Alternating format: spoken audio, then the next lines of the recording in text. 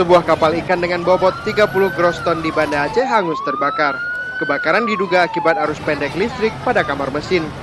Meski tidak ada korban jiwa, namun kerugian akibat kebakaran ini diduga mencapai miliaran rupiah.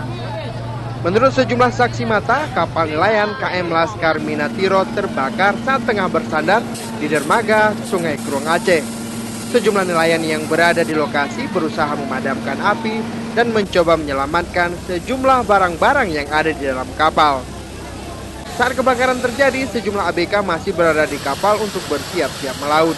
Namun karena kerusakan pada lampu, teknisi kapal mencoba memperbaiki aliran listrik. Api diduga bersumber dari aliran listrik pada kamar mesin dan menyambar ke seluruh bagian dalam kapal.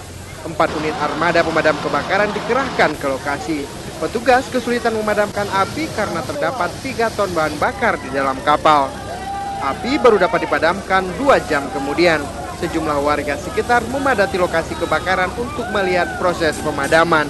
Dari Banda Aceh, Indra Saputra melaporkan untuk Aceh Video.